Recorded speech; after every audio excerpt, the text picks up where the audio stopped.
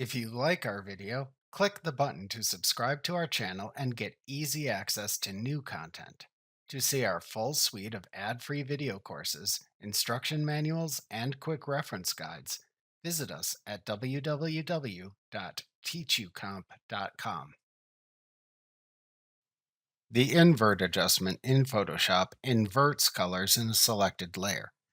To invert colors in a selected raster layer or smart object layer in Photoshop, select Image, Adjustments, Invert from the menu bar.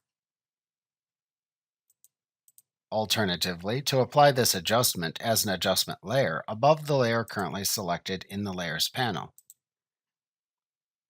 click the Invert button in the Adjustments panel to add a new Invert adjustment layer to the Layers panel.